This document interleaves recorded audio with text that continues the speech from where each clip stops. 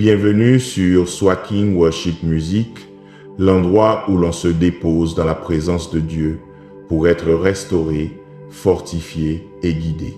Dans cette vidéo, nous allons droit au cœur du véritable christianisme.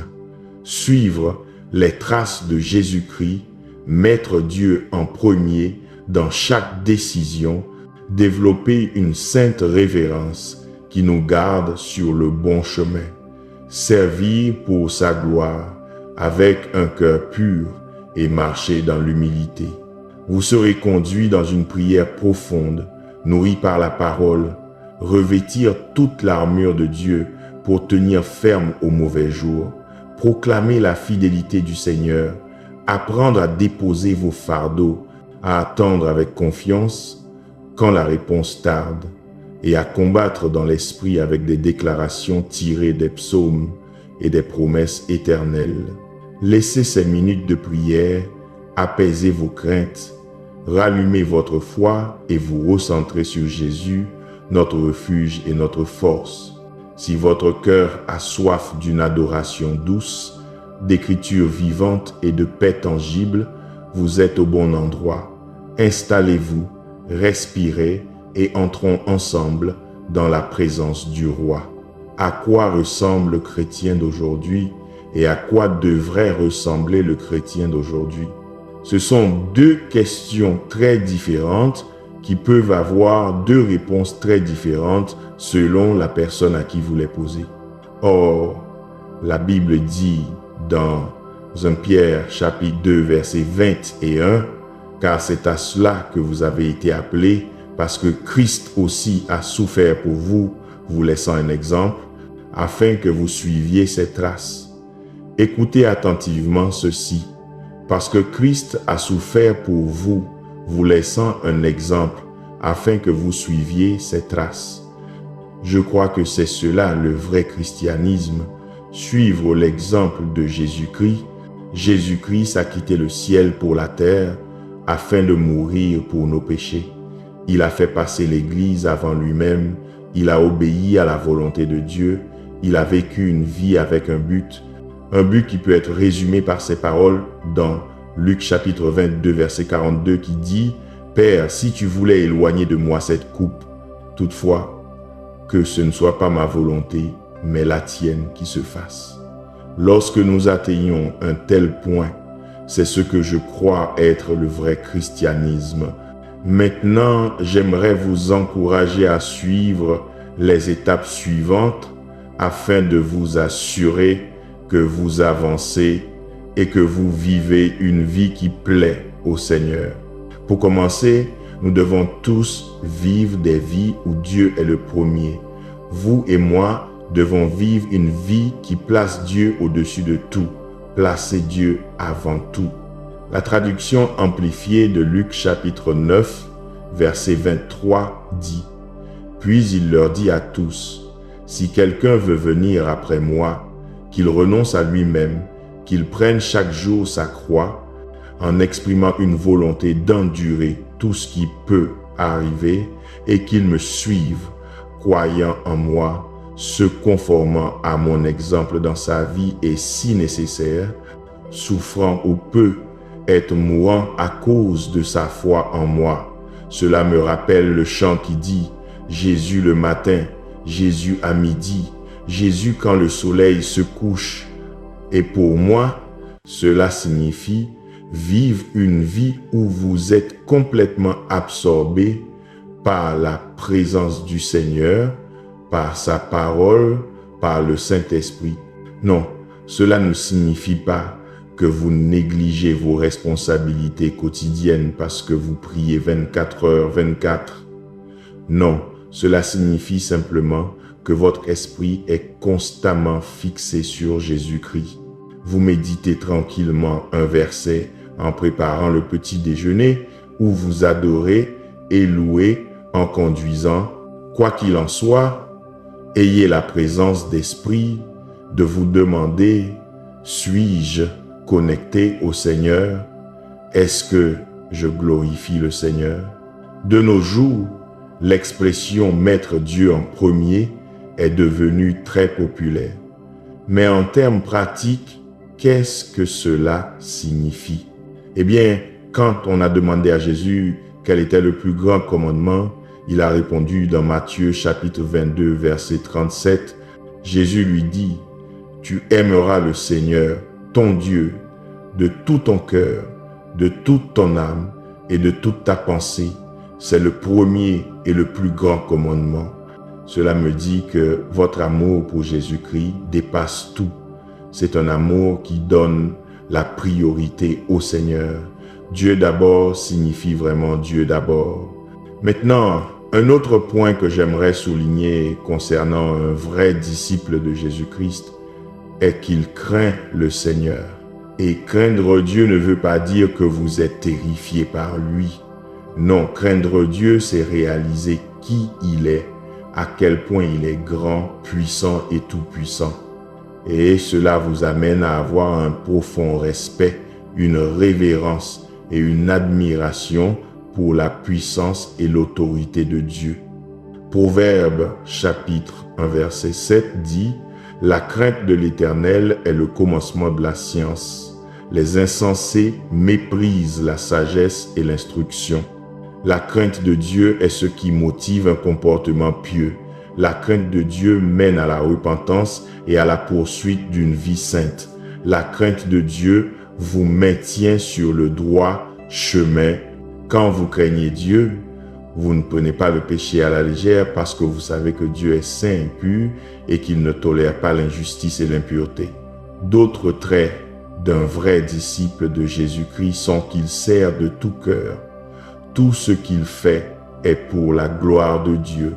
1 Corinthiens, chapitre 10, verset 31 dit « Soit donc que vous mangiez, soit que vous buviez, soit que vous fassiez quelque autre chose, faites tout pour la gloire de Dieu. » Je vous encourage à faire tout ce que vous pouvez dans le royaume de Dieu, mais faites-le pour lui rendre gloire et non pour vous-même. Servez pour la gloire de Jésus-Christ. Servez afin que les non-croyants et ceux qui sont perdus puissent voir la bonté de Dieu à travers vous. Servez avec des intentions pures. Servez avec des intentions pieuses. Beaucoup d'entre nous doivent être obéissants à Galates chapitre 5 verset 13 qui dit « Car vous, frères, vous avez été appelés à la liberté. Seulement ne faites pas de cette liberté un prétexte pour vivre selon la chair, mais par l'amour, servez-vous les uns les autres. » Quand vous servez pour la gloire de Dieu, c'est, je crois, à ce moment-là que vous imitez vraiment le Christ. Maintenant, mon dernier point est étroitement lié à cette question de service. Un vrai disciple de Jésus-Christ est humble, et l'humilité ne signifie pas que vous vous laissez utiliser et maltraiter. Cela signifie simplement que vous ne pensez pas de vous-même plus de bien que vous ne devriez, et vous ne pensez pas moins des autres que vous ne devriez. Et pour être honnête, c'est une question qui a tout à voir avec l'orgueil. L'orgueil dit « je peux faire cela seul ». L'orgueil dit « je me suis fait tout seul ». J'ai réussi et je l'ai fait parce que j'ai travaillé dur. L'orgueil dit « regardez-moi, regardez ce que j'ai fait ». Cependant, l'humilité dit « dans ma faiblesse, la force de Dieu est rendue parfaite ». L'humilité dit « Dieu me donnera la force, Dieu renouvellera ma force. Je crois que je peux tout par Christ qui me fortifie. » Voyez-vous la différence? L'orgueil dit « regardez-moi », mais l'humilité dit « regardez le Christ ». L'orgueil dit « regardez ce que j'ai fait », mais l'humilité dit « regardez ce que le Seigneur a fait ». Jacques chapitre 4 verset 6 « mais il donne une grâce plus excellente ». C'est pourquoi l'Écriture dit « Dieu résiste aux orgueilleux, mais il fait grâce aux humbles ». Vous trouvez faveur en étant humble. Vous trouvez des bénédictions en étant humble. Alors, je vous encourage à être quelqu'un qui met Dieu en premier. que ce soit de jour ou de nuit, qu'il pleuve ou qu'il fasse soleil, mettez Dieu en premier. Soyez quelqu'un qui vit avec la crainte du Seigneur dans sa vie. Révérez et honorez toujours notre Seigneur Jésus-Christ. Et enfin, soyez humble. Soyez toujours humble dans tout ce que vous faites. Cherchez à servir les autres. Tout pour la gloire de Dieu. Lorsque vous rencontrez des obstacles dans la vie, ne mettez pas votre confiance dans les gens. Ayez confiance en Dieu. Ne comptez pas sur les gens ou les choses. Faites confiance au Dieu Tout-Puissant parce qu'il cherche. Car les yeux du Seigneur parcourent toute la terre, cherchant la personne qui est pleinement engagée et confiante en lui. Éphésiens chapitre 6, verset 13 dit « C'est pourquoi prenez toutes les armes de Dieu afin de pouvoir résister dans le mauvais jour et après avoir tout surmonté, de tenir ferme. » J'aimerais prendre un moment pour déconstruire ce verset et ce qu'il signifie pour nous en tant qu'enfants de Dieu. La Bible dit, c'est pourquoi prenez toutes les armes de Dieu. La première chose à noter est qu'il s'agit d'une instruction. Il nous est dit de prendre toutes les armes de Dieu. Ce n'est pas une question de savoir si vous pouvez ou non le faire. Non, c'est une instruction claire. C'est quelque chose que vous devez faire. La deuxième chose est que vous n'avez besoin d'une armure que si vous êtes en guerre. Vous n'avez besoin d'une armure qu'au combat. Vous n'avez besoin d'une armure que lorsqu'une force opposée vient contre vous. Et quand la Bible dit toutes les armes, cela me dit qu'il y a plusieurs parties qui doivent être prises. Moins que l'armure complète vous laisserait vulnérables. Il est donc important que nous suivions cette instruction et ne prenions pas seulement des parties de l'armure, mais toutes les armes de Dieu. Maintenant, la deuxième partie de ce verset dit « afin de pouvoir résister dans le mauvais jour ». Cette affirmation a un niveau de certitude. Vous devez prendre toutes les armes de Dieu afin de pouvoir résister dans le mauvais jour. Dans cette partie du verset, j'ai l'impression que la Bible nous avertit. La Bible nous avertit qu'il y aura un mauvais jour, un jour où nous devrons combattre les forces du mal. Et les forces du mal peuvent attaquer sous de nombreuses formes. Cependant, si nous portons toutes les armes de Dieu, nous pourrons résister à tout ce que le diable nous lancera. Maintenant que nous avons une meilleure compréhension de ce verset, je veux vous encourager et vous galvaniser. Oui, vous êtes en guerre. Si vous êtes un vrai disciple du Christ, vous serez en guerre. Vous serez en guerre contre les principautés, contre les autorités, contre les dominateurs de ce monde de ténèbres, contre les esprits méchants dans les lieux célestes. Maintenant, en ces quelques instants, je veux vous rappeler que la parole est essentielle à votre position défensive ainsi qu'à votre position offensive en tant que chrétien. Ainsi, lorsque vous affrontez le mauvais jour, rappelez-vous 2 Thessaloniciens chapitre 3 verset 3. Le Seigneur est fidèle, il vous affermira et vous gardera du malin. Lorsque vous affrontez le mauvais jour, rappelez-vous Deutéronome chapitre 30 et un verset 6. Fortifiez-vous et ayez du courage. Ne craignez point et n'ayez point peur d'eux, car l'Éternel, ton Dieu, est celui qui marche avec toi. Il ne te délaissera point, il ne t'abandonnera point. Lorsque vous affrontez ce mauvais jour, Psaume chapitre 46, verset 1 dit « Dieu est notre refuge et notre force, un secours qui ne manque jamais dans la détresse. » Alors, enfants de Dieu, soyez encouragés. Ne craignez pas quand le mal vient contre vous.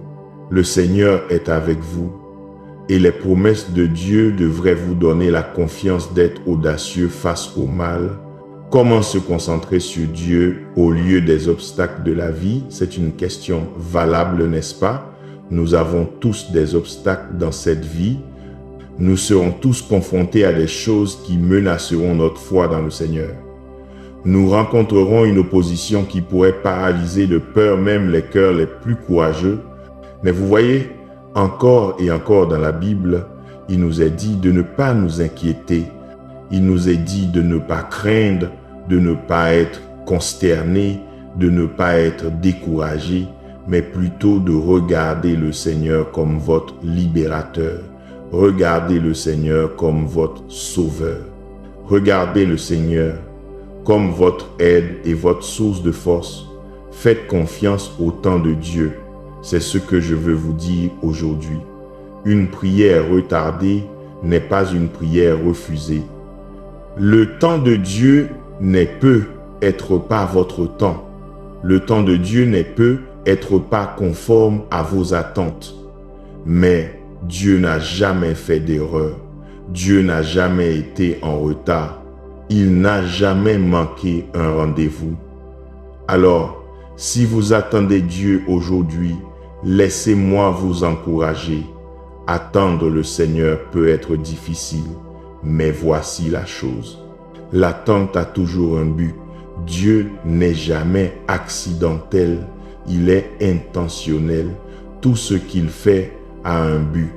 Autant nous voulons avancer maintenant, autant nous voulons cette percée maintenant, autant nous voulons cette intervention divine maintenant, parfois nous ne sommes tout simplement pas prêts. Parfois, Dieu voit que nous avons plus à apprendre, alors il nous fait attendre. Parfois, Dieu voit que nous avons plus à changer, alors il nous fait attendre.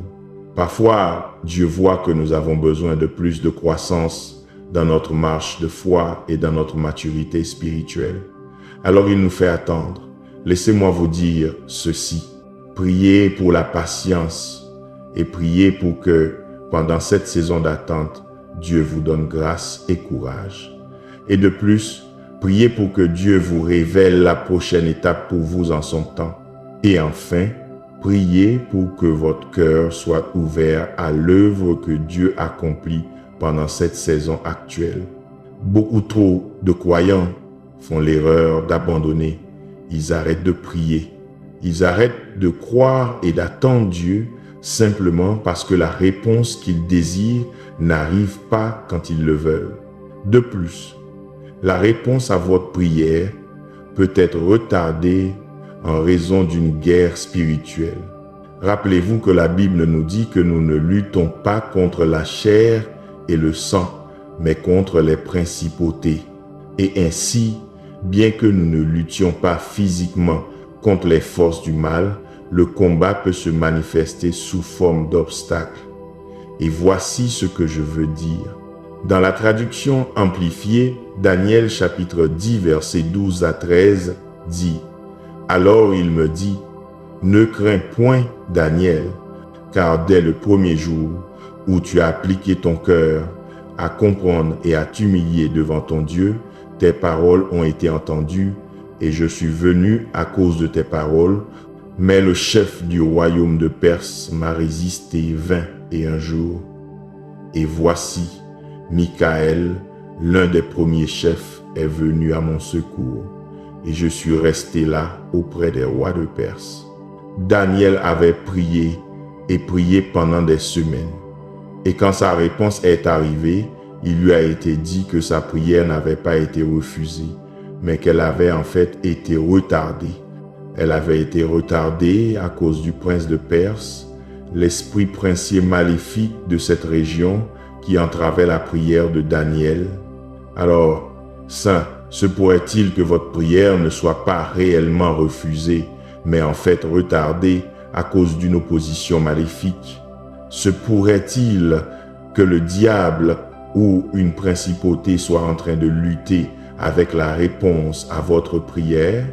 C'est pourquoi nous devons être sages et matures en tant que croyants afin de pouvoir être alertes et conscients de la manière dont nos prières sont combattues.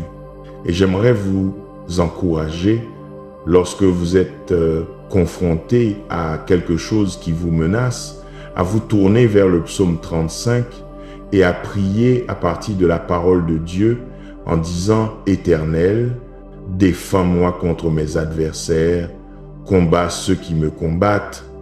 Prends le bouclier et l'armure, lève-toi et viens à mon aide. Brandis la lance et le javelot contre ceux qui me poursuivent. Dis-moi, je suis ton salut. Que ceux qui en veulent à ma vie soient confus et couverts de honte. Que ceux qui méditent ma ruine reculent consternés. Qu'ils soient comme la balle emportée par le vent et que l'ange de l'Éternel les chasse. Chers amis, puis-je vous rappeler que Dieu est votre protecteur. Dieu est un bouclier qui peut bloquer chaque attaque, quelle que soit sa forme. Elle ne prospérera pas lorsque vous êtes avec Jésus-Christ. Notre Seigneur est une puissante forteresse, ce qui signifie qu'il est un lieu de refuge. En lui, aucun ennemi, visible ou invisible, ne peut vous atteindre. Alors, prenez du recul et essayez de remettre les choses à Dieu. Atteignez un point où vous dites « Je te remets cela, Seigneur ». Atteignez un point où vous dites « Je ne passerai pas ma vie à m'inquiéter, à essayer de tout réparer et de réparer tout le monde. Je te ferai confiance, ô Dieu, pour combattre pour moi. » Prions. Seigneur Dieu, si je suis placé dans une saison d'attente parce que tu veux faire grandir ma foi ou ma maturité, alors que ta volonté soit faite, Roi Jésus, donne-moi la grâce de t'attendre avec espérance et une foi assurée. Donne-moi la grâce d'être inébranlable dans ma confiance en toi, afin que, même si ma percée ou ton intervention ne viennent pas quand je le désire, je ne serai pas découragé, mais ferme dans la foi, croyant que tu arriveras en ton temps parfait, qui sera le bon moment. Michée chapitre 7, verset 7 dit « Pour moi, je regarderai vers l'Éternel, je mettrai mon espérance dans le Dieu de mon salut, mon Dieu m'écoutera. Aide-moi à avoir un esprit humble et fidèle. Un esprit qui croit toujours que mon Dieu m'entendra malgré les nombreuses voix décourageantes de ce monde. Malgré les nombreuses accusations et mensonges de l'ennemi, je déclare que j'attendrai le Dieu de mon salut. Mon Dieu m'entendra. Par la puissance du Saint-Esprit, nous avons confiance et nous croyons que la transformation peut et va avoir lieu dans nos vies. Là où nous sommes faibles, par la force que tu nous donnes, nous serons rendus forts, nous serons capables de surmonter. Je place ma foi dans ce que dit ta parole, Seigneur. Dans 2 Corinthiens, chapitre 12, versets 9 à 10, « Mais il m'a dit, ma grâce te suffit, car ma puissance s'accomplit dans la faiblesse. Je me glorifierai donc bien plus volontiers de mes faiblesses, afin que la puissance de Christ repose sur moi. C'est pourquoi je me plais dans les faiblesses, dans les injures, dans les détresses, dans les persécutions, dans les angoisses pour Christ, car quand je suis faible, c'est alors que je suis fort. Je suis reconnaissant, Seigneur, que ta grâce me suffise en effet. En effet, ta bienveillance et ta miséricorde sont plus que suffisantes pour moi. Ta grâce et ta miséricorde me sont toujours disponibles, quelle que soit la situation, et j'en suis vraiment reconnaissant. Roi Jésus, que ta puissance soit perfectionnée, qu'elle soit accomplie et se révèle la plus efficace dans ma faiblesse. De cette manière, c'est toi qui reçois la gloire, Seigneur. C'est toi qui reçois l'honneur. Père, ta parole dit dans 1 Chronique chapitre 16 verset 34, « Célébrez l'Éternel, car il est bon, car sa miséricorde dure à toujours. » Ta parole, Seigneur, me dit que je louerai le nom de Dieu par un cantique. Je le magnifierai avec des actions de grâce. Je suis si reconnaissant pour ton amour, Roi Jésus, Car même si tu savais tout de moi, tu connaissais toutes mes lacunes et toutes mes erreurs, tu es pourtant mort à ma place, m'ouvrant le chemin de la vie éternelle. Aide-moi à ne pas laisser mon cœur être accablé. Ta parole dans le psaume chapitre 60 et un verset 1 à 4 dit « Ô Dieu, écoute mon cri, prête l'oreille à ma prière. Du bout de la terre, je crie à toi, le cœur abattu. Conduis-moi sur le rocher qui est plus élevé que moi, car tu es mon refuge sûr, une forteresse où mes ennemis ne peuvent m'atteindre. Laisse-moi habiter pour toujours dans ton sanctuaire, en sécurité sous l'abri de tes ailes. Père, puissions-nous demeurer en ta présence pour toujours. Tu es une tour forte, notre refuge divin et un lieu sûr. Sois glorifié et loué à jamais. Au nom de Jésus, je prie. Amen. Hébreux, chapitre 12, verset 1 dit « C'est pourquoi nous aussi, puisque nous sommes environnés d'une si grande nuée de témoins, rejetons tout fardeau et le péché qui nous enveloppe si facilement et courons avec persévérance la course qui nous est proposée. » Maintenant, j'aimerais porter une attention particulière à la phrase « Rejetons tout fardeau et le péché qui nous enveloppe si facilement ».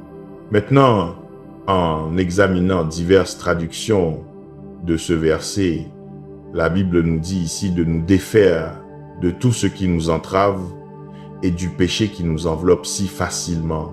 Elle nous dit de nous dépouiller de tout fardeau qui nous ralentit, en particulier du péché qui nous fait si facilement trébucher. Et je crois que la Bible dit que nous devons nous débarrasser de tout ce qui nous ralentit, surtout du péché qui ne veut pas lâcher prise.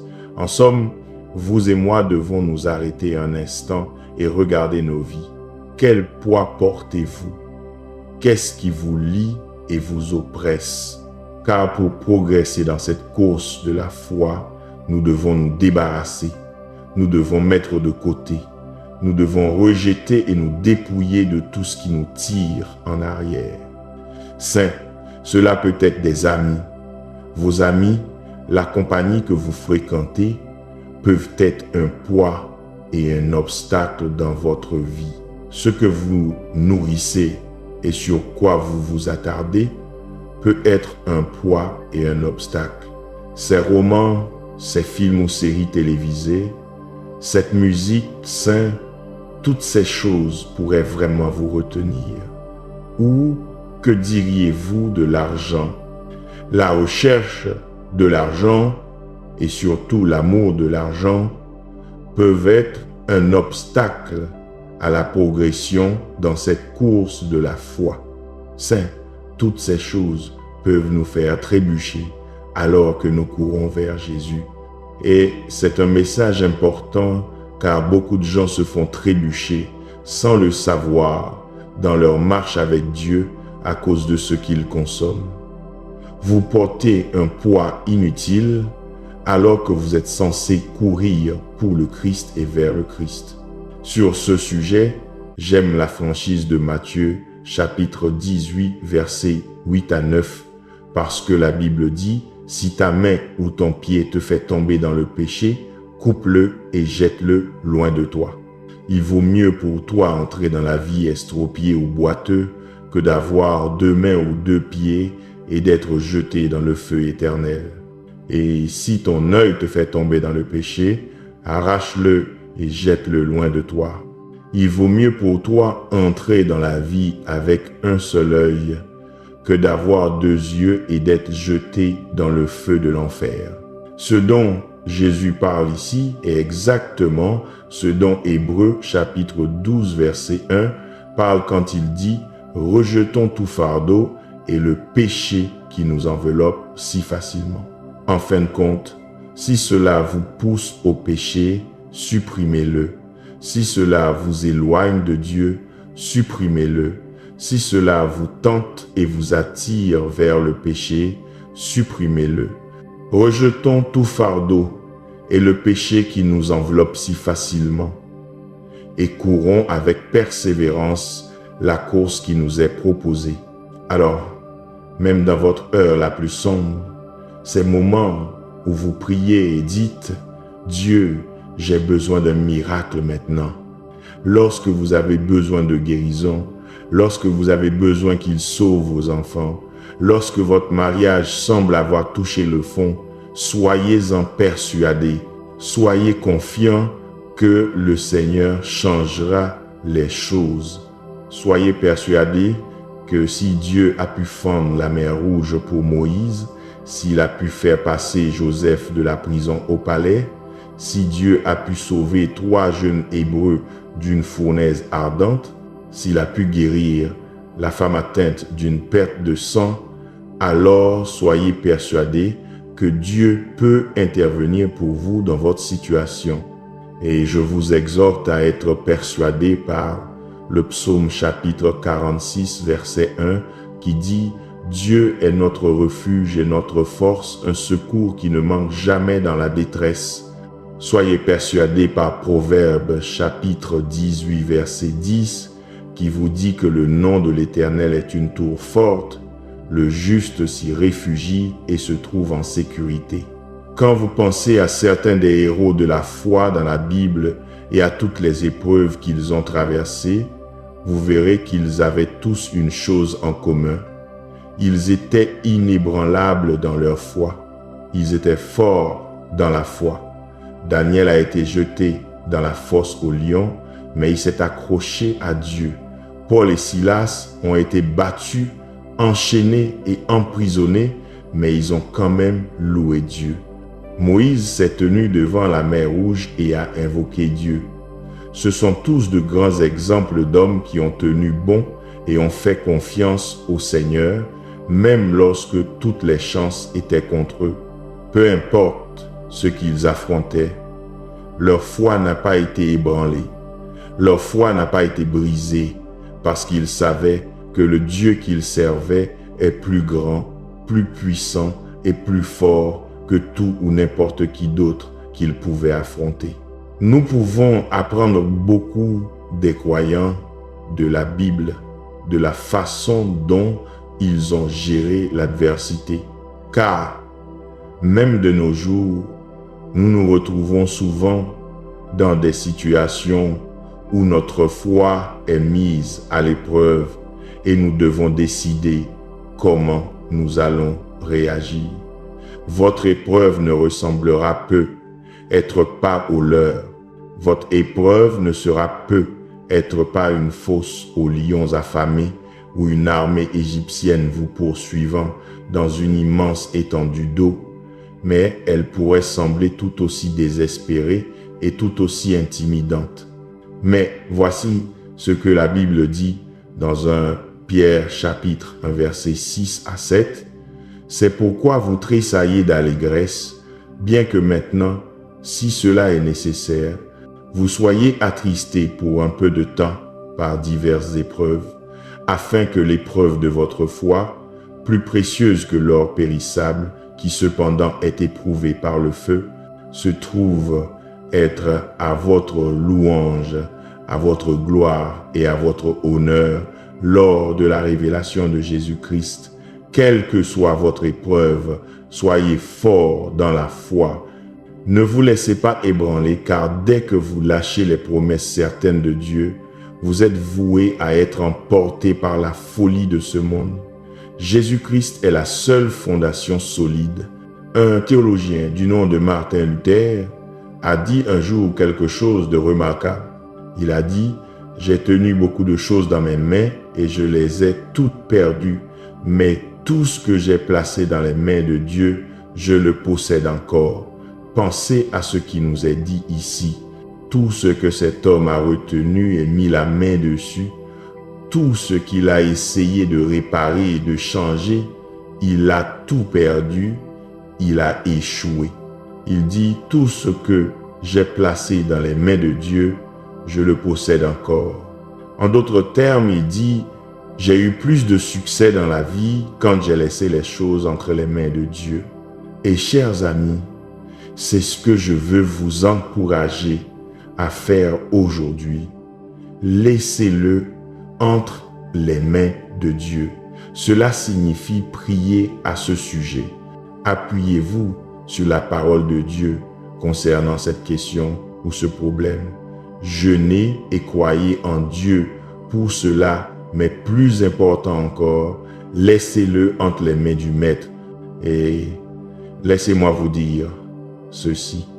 Quand vous prenez les choses en main, vous désobéissez à Dieu, car la Bible dit « Confie-toi en l'Éternel de tout ton cœur et ne t'appuie pas sur ta propre intelligence. » La traduction amplifiée de 1 Pierre chapitre 5 verset 7 dit « Déchargez-vous sur lui de tous vos soucis, de toutes vos anxiétés, de toutes vos inquiétudes et de toutes vos préoccupations une fois pour toutes, car il prend soin de vous avec la plus profonde affection et veille sur vous très attentivement. » De plus, Philippiens chapitre 4 verset 6 à 7 dit « Ne vous inquiétez de rien, mais en toute chose faites connaître vos besoins à Dieu par des prières et des supplications, avec des actions de grâce, et la paix de Dieu, qui surpasse toute intelligence, gardera vos cœurs et vos pensées en Jésus-Christ. Ceci vous dit que si vous avez quelque chose qui vous inquiète, priez à ce sujet. Faites connaître vos requêtes à Dieu et laissez-les entre ses mains. S'il y a quelque chose qui vous rend anxieux, la Bible vous dit de jeter tous vos soucis sur Jésus-Christ. Y a-t-il un problème avec vos enfants? Y a-t-il un péché secret avec lequel vous luttez? Quoi qu'il en soit, rappelez-vous que nous devons nous inquiéter de rien. Au lieu de cela, priez pour tout. Dites à Dieu ce dont vous avez besoin et remerciez-le pour tout ce qu'il a fait. Ce n'est qu'alors que vous et moi pourrons expérimenter la paix de Dieu qui dépasse tout ce que nous pouvons comprendre. Sa paix gardera vos cœurs et vos esprits tandis que vous vivrez en Christ Jésus. La foi est une ferme assurance des choses qu'on espère, une démonstration de celles qu'on ne voit pas.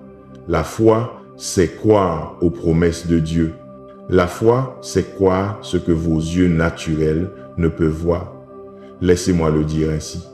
La foi dit, je n'ai pas besoin de voir physiquement le sang de Jésus pour croire que je suis protégé.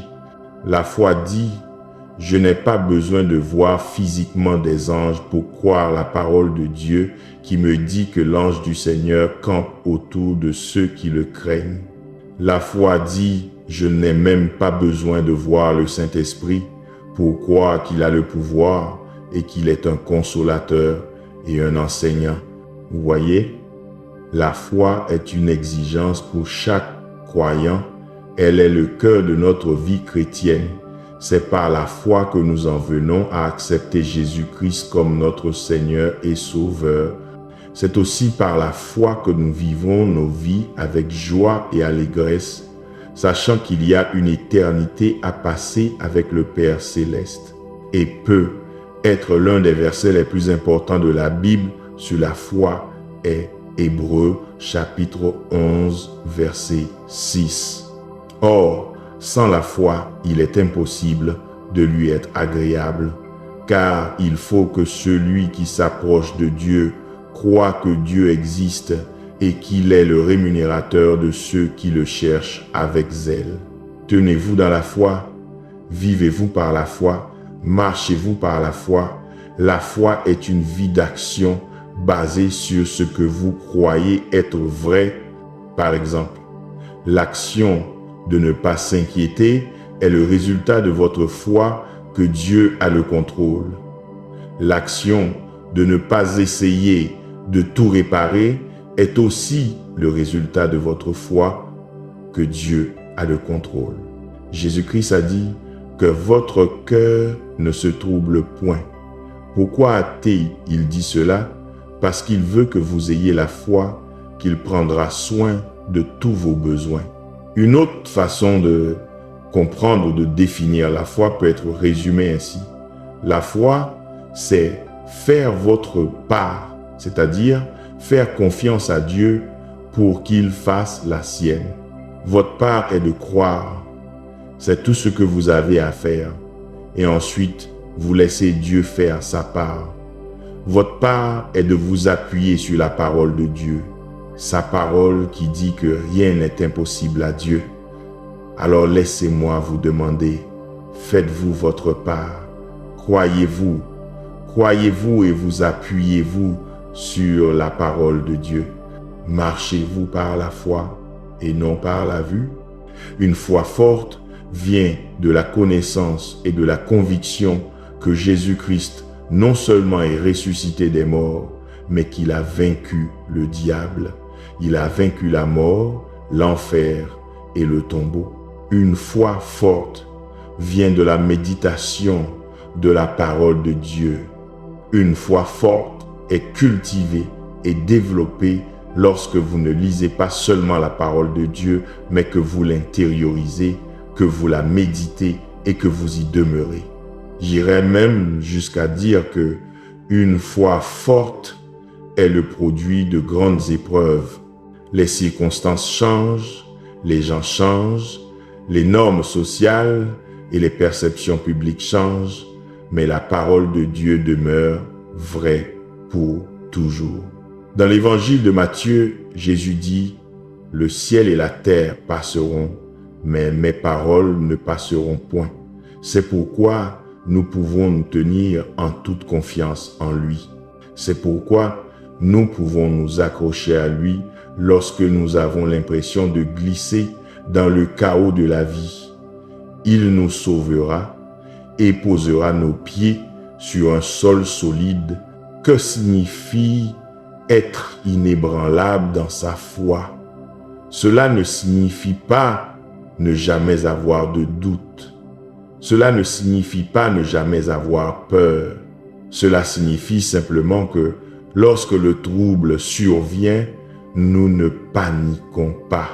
Nous ne perdons pas espoir. Nous ne nous tournons pas vers le monde ou vers nous-mêmes pour des réponses. Au lieu de cela, nous sommes capables de nous reposer sur les promesses de Dieu. Ce qu'il en est de Daniel, de Paul et de Moïse, c'est qu'ils comprenaient les enjeux. Ils comprenaient que même si rien ne se passait comme ils le voulaient, même s'ils finissaient par souffrir profondément, cela en vaudrait la peine parce que connaître Jésus était si précieux pour eux. Peut-on en dire autant de vous? Chérissez-vous Jésus plus que votre propre vie.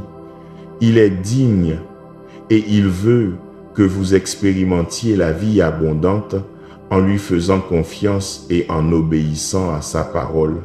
Alors, quand le trouble arrive, tenez ferme, soyez inébranlable, soyez inamovible, soyez inébranlable.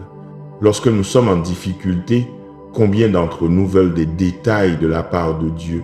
Combien d'entre nous demandent à Dieu pourquoi est-ce que je traverse cela?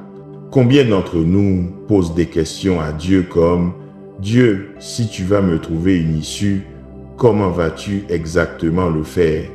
À quelle heure précisément viendras-tu à mon secours?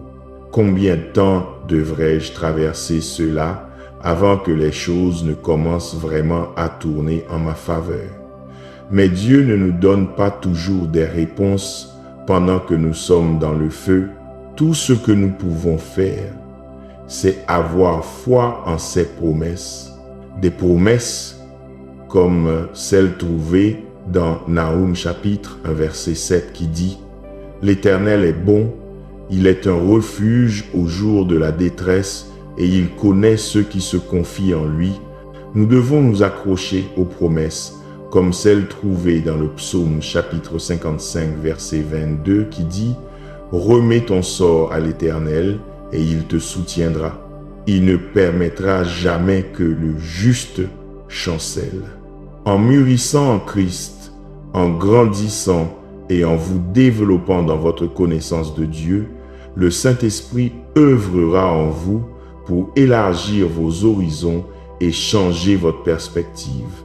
2 Timothée chapitre 2 verset 20 et 1 dit « Si donc quelqu'un se purifie de ces choses, il sera un vase d'honneur, sanctifié, utile au maître, propre à toute bonne œuvre. » Ainsi, les expériences que je traverse, les difficultés, les épreuves, les tentations, les afflictions, les douleurs, tout cela fait partie de la préparation nécessaire de Dieu, car il cherche à préparer le vase pour être utilisé par le Maître. Alors qu'il me vide de moi-même, afin qu'il puisse me remplir de sa plénitude, que je ne vive plus pour ma propre gloire, mais que je vive maintenant pour sa gloire. Que je le serve de telle manière que cela lui apporte de la gloire. C'est pourquoi la Bible dit dans Matthieu, chapitre 5, verset 6, que votre lumière luise ainsi devant les hommes, afin qu'ils voient vos bonnes œuvres et qu'ils glorifient votre Père qui est dans les cieux. En expérimentant l'amour de Jésus-Christ, en expérimentant une relation profonde et enrichissante, la perspective, quelle est votre perspective en tant que croyant en Christ?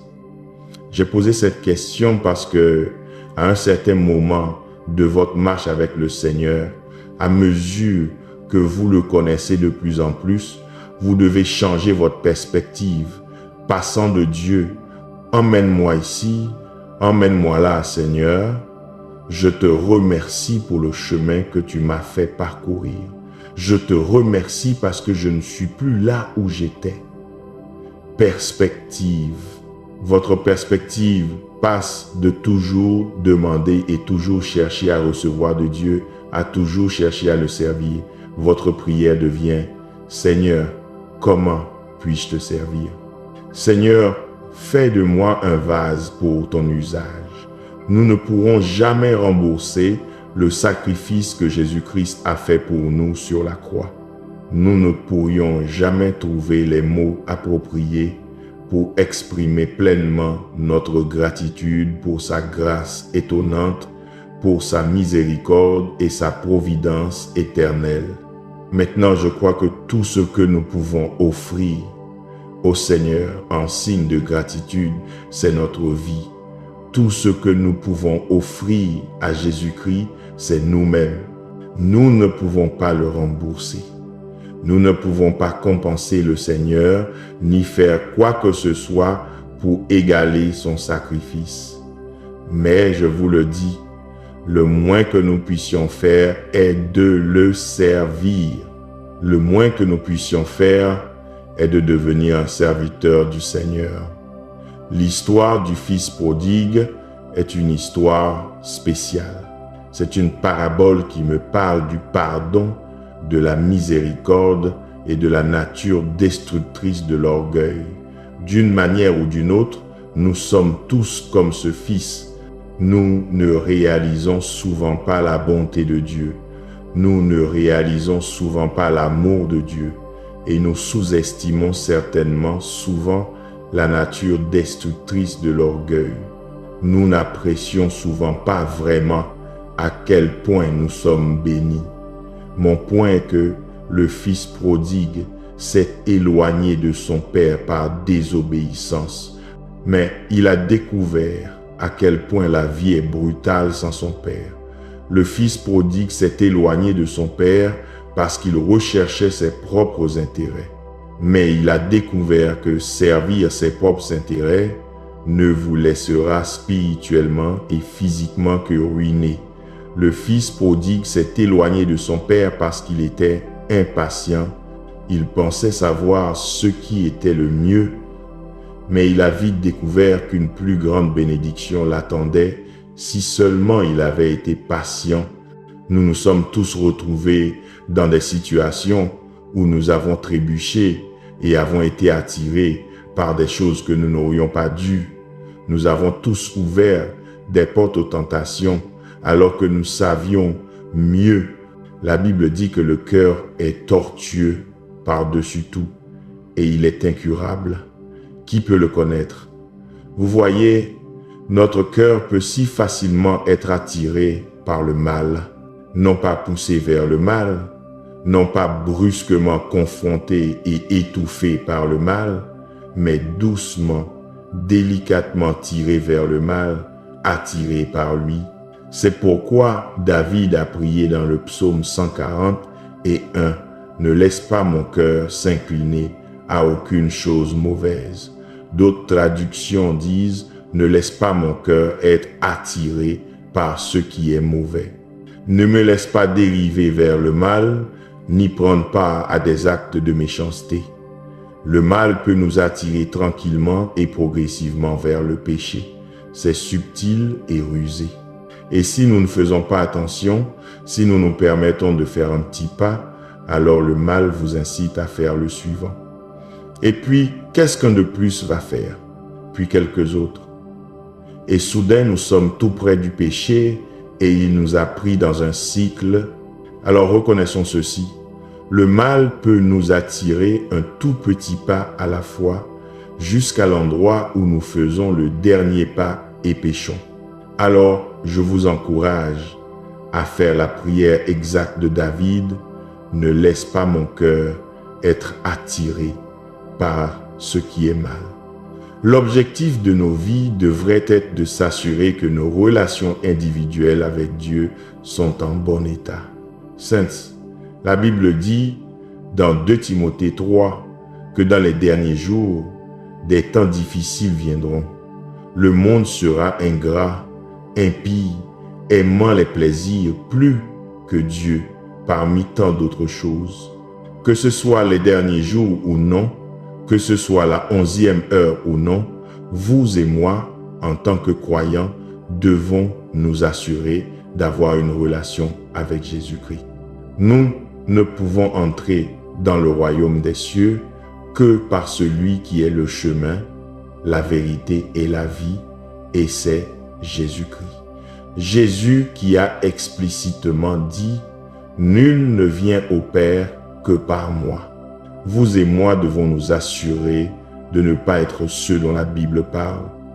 Plusieurs me diront en ce jour-là, « Seigneur, Seigneur, n'avons-nous pas prophétisé en ton nom, chassé des démons en ton nom et fait beaucoup de miracles en ton nom? » Alors je leur dirai ouvertement, « Je ne vous ai jamais connus, retirez-vous de moi. » Ne faites pas partie de ce groupe de personnes à qui il est dit de s'éloigner de la présence de Dieu. Cherchez-le aujourd'hui pendant qu'il est encore temps. Alors, plutôt que de regarder chaque chose qui se passe dans le monde et de concentrer votre temps et votre énergie sur une liste de contrôle, concentrez votre temps et votre énergie à chercher Dieu. Ce devrait être notre seul objectif.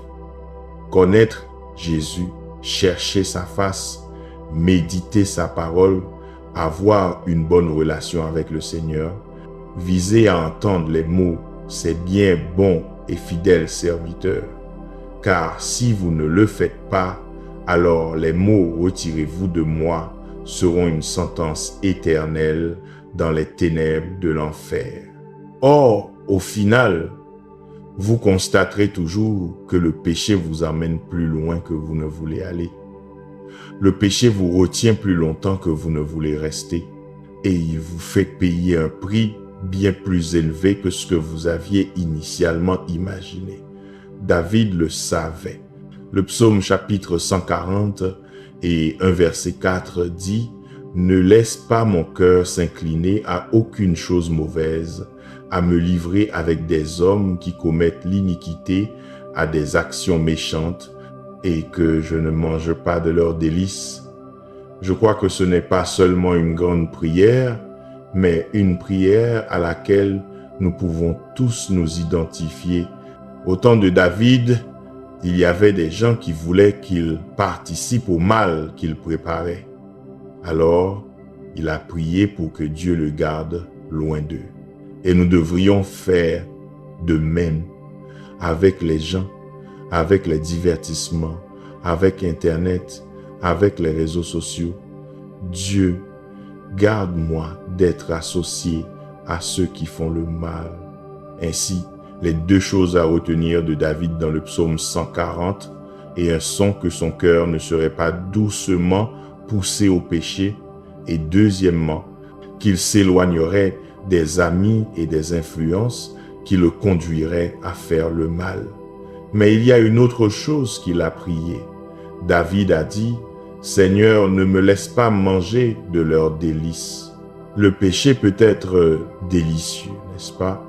Le mal peut être agréable.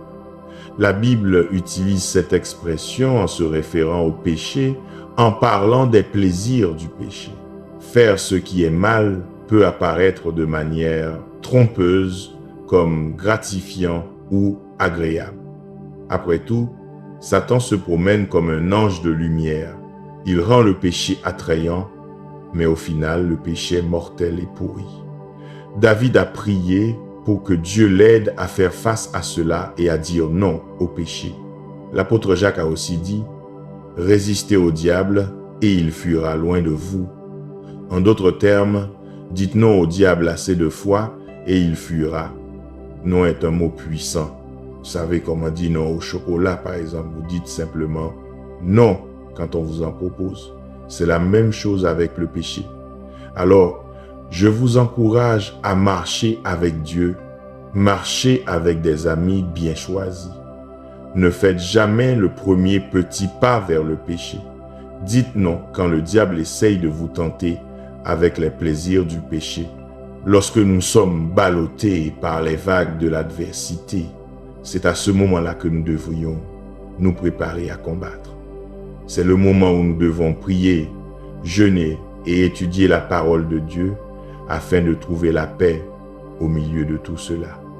Ainsi, pendant ces saisons, dans ces moments où nous nous sentons excessivement découragés et sans aucune force pour continuer, c'est le moment où nous devons crier à Dieu. C'est le moment où nous devons chercher la force auprès du Seigneur. C'est le moment où nous devons nous accrocher à la puissance du Saint-Esprit. Beaucoup de chrétiens s'attendent à ce qu'une fois sauvés, la vie soit toujours idyllique et remplie de joie. C'est évidemment une mauvaise attente. Ce n'est tout simplement pas réaliste. Alors, au lieu de cela, je vous encourage à vous attendre à des défis dans la vie, mais attendez-vous à les surmonter par la puissance dans le sang de Jésus. Attendez-vous à affronter un Goliath ou deux, mais attendez-vous aussi à ce que la puissance et la force du Saint-Esprit vous soutiennent. Attendez-vous à traverser la vallée de l'ombre de la mort. Mais, peuple de Dieu, vous devez aussi vous attendre à ce que le bon berger veille sur vous. Sa houlette et son bâton seront là pour vous apporter du réconfort. Attendez-vous à l'adversité, attendez-vous à la fosse au lion, attendez-vous à la mer rouge, mais attendez-vous à ce que Jésus-Christ vous délivre de chaque situation. Quand Paul a écrit sa deuxième lettre à l'église de Corinthe, il avait enduré des événements horribles, 3 naufrages. Il a survécu à une lapidation, a enduré 5 flagellations, de fréquentes incarcérations et 3 passages à tabac. Tout cela aurait suffi pour que Paul tombe dans la dépression et le désespoir. C'était assez pour que Paul soit découragé. Sous une telle pression, beaucoup de chrétiens seraient tombés dans un abîme de désespoir. Mais je veux que vous voyez ce que la Bible dit dans 2 Corinthiens chapitre 4, versets 8 à 9. Nous sommes pressés de toute manière, mais non réduits à l'extrémité, dans la perplexité, mais non dans le désespoir, persécutés, mais non abandonnés, abattus, mais non anéantis. Nous pouvons faire face à des batailles et des attaques dans ce monde, mais nous pouvons faire confiance à notre Dieu puissant pour être notre abri à travers tout cela. Maintenant, il se peut que quelqu'un ait atteint un point où il est si bas qu'il pense que Dieu l'a oublié. Il se peut que quelqu'un se trouve aujourd'hui à un point d'incertitude. Vous ne savez pas si vous devez tourner à gauche ou à droite. Vous ne savez pas si vous devez pleurer ou sourire. Et concernant tout ce qui vous fait sentir ainsi, que ce soit le péché, que ce soit une dépendance, que ce soit votre mariage ou que ce soit le fait que vous ne parveniez pas à trouver quelqu'un à épouser, que ce soit votre emploi ou votre situation financière, je veux vous encourager à prier à ce sujet. Priez à ce sujet avant d'abandonner. Priez à ce sujet avant de chercher ailleurs. Priez à ce sujet avant de chercher quelqu'un d'autre. Et la raison pour laquelle je vous dis de prier à ce sujet est que trop souvent, lorsque nous nous trouvons dans ces situations, nous nous éloignons et nous nous perdons dans la mer de nos problèmes où nous commençons à pagailler pour trouver un moyen de nous en sortir. Nous commençons à essayer d'utiliser nos propres forces pour nous sortir des situations difficiles dans lesquelles nous nous trouvons. Nous faisons de notre mieux pour utiliser nos ressources et notre savoir-faire juste pour essayer de nous sauver. Mais j'aimerais vous encourager à prier à ce sujet. Invoquez le nom qui est au-dessus de tout autre nom, le nom de Jésus. Priez à ce sujet et invoquez le lion de la tribu de Juda. Quand nos cœurs se taisent, la voix de Dieu se fait entendre. Si cette prière a fortifié votre foi, abonnez-vous à Swaking Worship Music, laissez un Amen en commentaire et partagez cette vidéo à quelqu'un qui a besoin d'espérance aujourd'hui. Écrivez aussi vos intentions de prière. Notre communauté priera avec vous. Le Seigneur est fidèle. Il vous affermira et vous gardera du malin. Que la paix de Christ garde votre cœur et vos pensées. À très bientôt pour un nouveau temps de prière, parole et adoration. Et d'ici là, demeurez sous ses ailes. Amen.